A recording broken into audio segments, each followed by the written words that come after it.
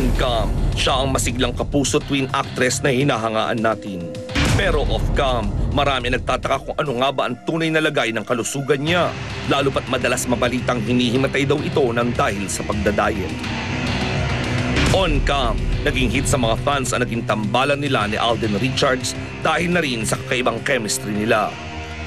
Pero off-cam, totoo nga bang di na gaya ng dati ang samahan nila sa likod ng mga eksena mula nang maugnay siya kay Enzo Pineda? On-cam, kapwa nila sinasabi sa mga interviews na very close friends lang sila ni Enzo. Pero off-cam, totoo nga bang higit na sa magkaibigan lang ang turing nila sa isa't isa? Alin nga ba sa mga bahaging ito ng pagkatao ni Luis de los Reyes ang katotohanan?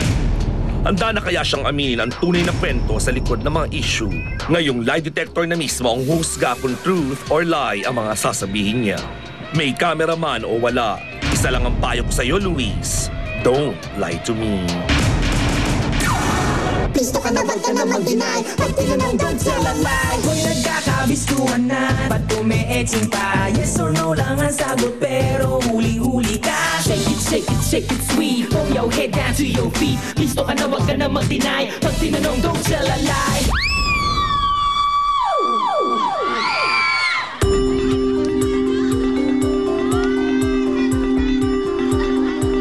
Etong snaps? Diyos me? Bumigat ba ako? Hindi naman ah. This is it mga kapuso. Pwesto na ito namin nakakaabangan Don't Lie to Me, kung saan nakasalang ang napakaganda, isa sa pinakamagandang muka na Kapuso Twins. Nakapalakpakan naman natin, Luis! Hello po. Good afternoon po sa inyong lahat. Ang ganda nitong batang ito, sobra. At syempre nakapwesto na si Chief Inspector Corpus na namang summer na summer, Oh, sorry. At nandiyan na rin ang ating mga kaibigan mula sa Philippine National Red Cross QC Chapter na talaga naman na hininto muna ang kanilang bakasyon.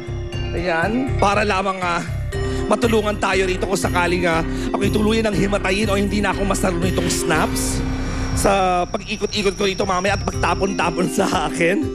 Alam mo, kakasala lang dito ni Luis, pero dahil sa dami ng mga issue na kamakailan lumalapit sa'yo na para bagang init ngayong summer, isa-isahin natin yan. Are you ready, Luis? Ready? Narito na ang unang tanong. Ayun. Alam mo, Luis, curious ang mga staff ng Truth Verifier Systems Inc. Kaya, pinapatanong sa amin ni Miss Cherry Dumlao Nulud gamit ang kanyang landline na 634-7571 or 634-7573. Tinanong niya, Luis, kasi nga daw lately daw himatayin ka. At kamakailan yung last mo yata sa Party Pilipinas pa yata bigla ka nalang hinimatay na buti lang may nakasalo sa'yo. Aba, ang bulong-bulungan ng mga matatabilan dila. Sa beauty parlor habang may nagpapamanicure, pedicure, kulot. Pati na rin sa mga beach habang nagsiswimming. Totoo ba, chismis, na kaya ka daw laging hinihimatay ay dahil sa kakadiet mo? Naku, sabi ng pabo. Don't lie to me. Yes or no? No. No. Hindi yon. Baka may ibang dahilan yung bata. Kasi delikado yun, di ba? Pag hinihimatay na sa kakadiet, baka mapunta na sa anorexia, di ba? Yung mga Hollywood stars, di ba? Yung papunta na sa walis tingting, ang mga katawan, ang papangit. Pero tinitingnan ko naman to si Luis, hindi pa naman mukhang gano'n. Napakaganda pa nga, as a matter of fact. Chief Inspector Corpus? Nag-no. Anong sabi ng hat mo? Is it a truth or a lie? In fairness. So, i-clarify natin to bago tuluyan. Baka susunod yan, hinihimatay dahil nagda-diet, hinihimatay dahil nagdadalang tao. Kaya ano ang tunay na dahilan kung bakit parang dalawang okasyon na ikaw ay hinimatay? Sa sobrang pagod lang po talaga. Kasi from Party Pilipinas, may pinanggalingan pa akong taping na My Beloved. Tapos nag-taping pa rin ako for Spooky Nights. And sa mga hindi pa nakakaalam, ako din yung nagda-drive po. Kasi hanggang ngayon, wala pa rin akong mahanap na matinong driver. Kaya, yun. Ayun, siyempre puyat. So, imbis na, kasi ibang artista, pag pumunta sa taping, nakakatulog kasi may driver. Ikaw, kahit nagtrabaho ka na buong araw, ikaw pa nagdadrive. Ay, Opo, naku. from Cavite pa ako. Uy, mag-ingat ka naman. O, sana yung mga kaibigan natin dito, yung mga kapuso out there, may kilalang matino naman na driver, mag-recommend naman tayo dito kay Luis. Yun pala ang dahilan. O, ingat lang palagi, darling, ha? Sayang ang ganda.